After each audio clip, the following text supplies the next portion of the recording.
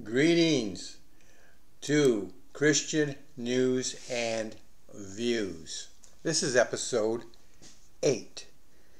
And if you want to know more about what this whole program is about, check out episode 1 where you will learn more about it. Today we're looking at the fact that Donald Trump has been elected to his second term, actually, as President of the United States. But we're also looking at some other news. So we'll get to Donald Trump in a moment, but excuse me. Here in Florida, we have national elections plus some very important amendments. 2 of them really stood out, and I took positions on them. One was Amendment number 3, a constitutional amendment to legalize recreational marijuana for adults 21 and older. I opposed that. And while the yeses outnumbered the noes, it failed to meet the 60% level. You see, it takes 60% of the vote to pass and add something to the Florida Constitution. Personally, I think that's on the low side. It should be higher. But that's still the number that they want to try to get to. And it failed. It did not get there. Missed by about 3% or something like that. Which doesn't sound like much until you actually translate it into numbers. Amendment number 4, a constitutional amendment to allow abortion before viability. Again, I oppose that. And again, the yes votes outnumbered the no votes. But again, it failed to meet the 60% level. Failed. Both failed. And I think that is a win-win for all of us who value life and who don't like the idea of people taking drugs. I'm not talking about medicine. I'm talking about, in this case, recreational marijuana, which is a nice, slow, safe term to use, but there's no guarantee that the person buying it is really, they're actually recreational. There's no need. There's not a need that's listed that they need to have it. And so it takes place, basically it's an open season. I don't see how it changes anything, makes anything better. I think it makes it worse. But now let's take a look at the Trump victory. I want to show you something here. I have a little whiteboard here, and what I wanted to do is first of all I want you to see this: Michigan, Nevada, and Arizona. Now these states have not, as of this moment, have not turned in their total counts yet. Maybe another day or so before they get around to that. They're working on that. Don't get me wrong. They're not being lazy. It's just a lot of votes, and they have to go through and make sure they're all right. But last I saw, it looked like he was leading in all 3 states. So those are just add. If he gets all 3 of those states, there's a count that his possibility, his count will go over 300. I don't know the numbers, so I really don't know that. Now here's another thing. Right here, the Senate. 52 to 42. That's the count right now. There's still 6 seats undetermined. Well, let's assume for a second that the Democrats get all 6, and there's no guarantee they're going to do that. But let's say they do. That's still a 4-seat advantage to the Republicans. That's significant. That means that if they vote by party, which is usually what happens, then they're going to have enough votes to carry the day. And then so they're going to have control of the Senate. House, 198, is that right? Yeah, 198 to 180. Now, that's an 18-point lead. That's pretty significant. And sometimes the 2 Democrats and Republicans even agree on things and actually get higher votes. But that's if it's strictly Republican against Democrat, then the Republicans have control, and that is good. So Trump not only is the presidency, but he has control of both the Senate and the House. Now we come down to the world. Now, we have alliances. One of them is called NATO, and then we have others as well. The TV, one of the, I call them bobbleheads, procrastinators. That's not really the correct name, but they're the announcers. They analyze the election, tell us what we actually should be able to figure out for ourselves, but they don't think we're smart enough to. So they give us their expertise. And this one said that the world's in trouble. There's all sorts of things going on right now, and we're injecting into that world an agent of chaos. Well, all you got to do is look at his first 4 years. And if he's an agent of chaos, he hasn't changed. He's still the same Trump that he was then. So if he was an agent of chaos now, he was then. And if that's what he was an agent of chaos, we need more agents of chaos, because he accomplished a lot. And we'll look at some of that. The Ukraine. I'm thinking there might be a Ukrainian surprise coming on that we conservatives will like. Putin, not so much, because I think that Trump's going to give him an offer he can't refuse. We'll see. Israel. Israel is fighting for its life. And there are people out there who would like to see Israel disappear. The Arab world would like to push it off into the Mediterranean. They've actually said so. And so we have a war going on over there. And the Biden administration says they support him. It's been kind of lukewarm and not really official. And same thing with Ukraine. They say they support Ukraine, but they slow walk weapons. They give them weapons. By the way, these weapons are not our most modern. They are weapons that are sitting around in storage, not being used. And so we can ship them over there. We may have to unpack them or whatever, but we can ship them over there. And when they get there, the Ukrainians have a way of figuring out how to use them. Where we train them, first of all, and then they get out there and they adapt them to their needs. And so that is something that is good. But the thing is, Biden slow walked it. And so, in fact, they didn't really want Ukraine to win. They just want a stalemate. Ukraine needs to win. And so one of the reasons they invaded Russia themselves later on is give them a good negotiating position when it does get to a negotiating table. I think Trump has some ideas on that, and I would not be surprised if there's a surprise coming up. We'll call it the January surprise. And that he will do, which will support and help Ukraine. And like I said, Putin's not going to like it. It's going to be an offer he can't refuse. We'll see. And then on top of that, we have business. So there's different areas in which we can look at here. I want to take a look at some of the accomplishments that we've already looked at the amendments, but we want to look at some of his accomplishments. What did Trump do in the first administration? Now, I didn't list everything. You could think of things I missed. But I got enough here that gives my point across.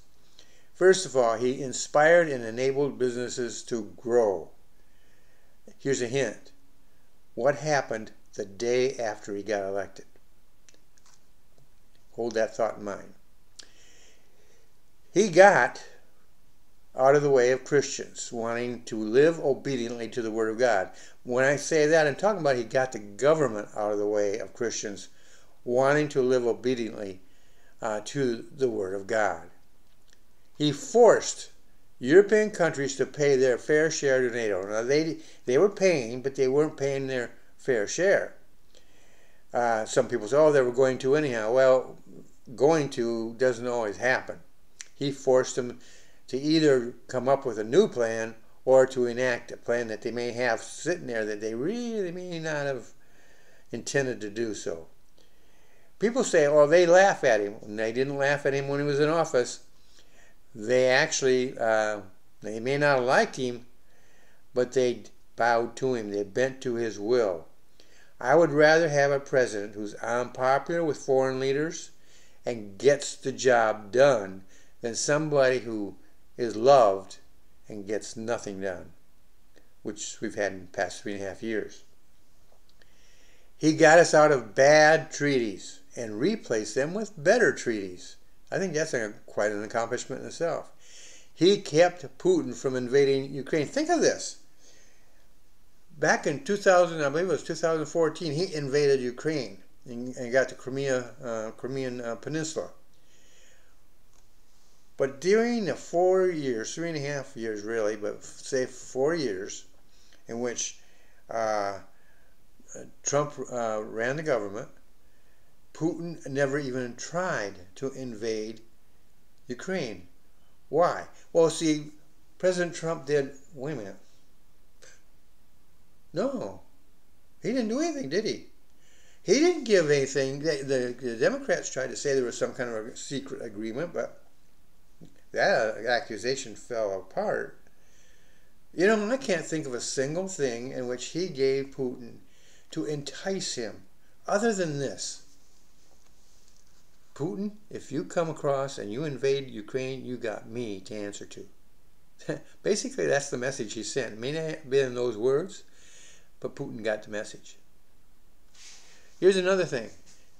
He brought the promise of relative peace to the Mideast. Right before I think it was right before the election. Might have taken place right after the election, but I think it took place before the election. And he got different parties to agree to a peace. Things that the people, the Arab community over there liked working with Trump. They liked, they found areas where they and Israel could sit down and talk things out. But that all went out the window when Biden came in. And then we got Mexico. He got Mexico to at least partially close the door on illegal immigration, really cut it down hard. Now, was it because Mexico is such a great country? No. It's because President Trump insisted that they do something on their side of the wall. And they did. When Biden came in, the wall was abandoned pretty much, and that agreement also went out the window. And now we've been having what some people call, and it's kind of hard to argue against it, an invasion, because you have thousands, even millions, that have come across that border during the 4 years that Trump has been, not Trump, that Biden has been in charge, and actually Kamala, she was the border czar, that's what the title was. Now, Trump has both houses, House of Representatives and the Senate, under Republican control. So he should be able to accomplish his goals, to accomplish the promises he made. And I watched his acceptance speech, or at least part of it, and he made this promise that he's going to keep his promises. And he's got a record. He kept his promises when he was in the first time, so we have a reason to believe him. Now this is something I think we need to consider as conservatives. Will we always agree with him? No. Well, wait a minute. He's a conservative. Yeah, to a degree. Actually, what he is, if you look at him, he is what's called a populist. He's a conservative populist. A populist is somebody who, it's the popular vote, it's the popular movement. One way, and I'll admit this is kind of unfair, but I can't think of a better description. If you're a populist, you go like this. You find which way the wind is going, and that's the way you go. Now, a conservative populist is looking for conservative issues and things like this, and will lean that way and go that way. But sometimes they will disagree with those of us who are conservatives. And that's going to happen. It happened in the first term, it will happen in this term. But those disagreements will be few and far between, and we will, for the most part, agree with everything he just says and does, which is far, far, far better than what we've had for the past 3.5 years. Here's another thought that I have never heard anyone else talk about. I don't know why. Maybe I'm looking at it through different lenses, but it was newsworthy to me. The election took place. Trump was elected President of the United States, 2016. The very next day, the day after the election, we started reading in the paper about businesses announcing layoffs are going to be canceled. New hiring is going to take place. Maybe some expansion they were starting to think about and so forth. Now, did this suddenly pop into their heads? I don't believe so. I think that what happened was that these men had a contingency plan. Now, if Hillary Clinton won, this was the plan. And if Trump won, this was the plan. And everything looked like Hillary was going to win, so that was the plan on the table. The Trump plan was in the safe. And what happened was when Trump won, they took the Hillary plan and tossed it, pulled out the Trump plan, put it in front of them and said, okay, we're going to start hiring workers. Why? Because they knew who Donald Trump was. And they knew that he had made promises about business and that they would benefit from it. And so they started hiring workers. Now, who are those workers? Wasn't me, because I already had a job, but people like me. Middle class, lower middle class. People that need the jobs. Now, I'm not talking about McDonald's. I love McDonald's. I go to McDonald's all the time. But that's not how you build a country. You need some solid business jobs, factory jobs. You need retail jobs. You need all sorts of jobs that pay well. And they started doing that. Why? Because Donald Trump won the election. And they took action. They were ready. They pounced on it and started to do it. Now, did they do that? They did that when he won. Then they made announcements. Will we see this happen again? I don't know. I really don't. I'm not a tea leaf reader, but I think there's a possibility. I'm going to be watching for it, and that's not necessarily today or tomorrow. It could be a week or before he takes office. I think they're going to see some positive decision making, and it won't be because of Biden's economy. It'll be because of Trump's election. Well, that brings us to the end of this particular episode. Now, right below here, there is a little square there, and you click on it, and you can subscribe to this channel. That helps me out. When you do that, that helps me get some more traction. That helps me get noticed. If you like this news and views, then go ahead and subscribe. I'll be very, very grateful for it. If you have opinions that you want to share with me, whether they be in agreement or disagreement, please go right ahead. If it's a disagreement, I do require you to at least have one Bible verse supporting your position, and it must be King James Version. And the other thing I require is that be civil. We can agree to disagree. So I'll try to be civil with you if you'll try to be civil with me. Simple as that. I will see you in the next episode. You have a great day.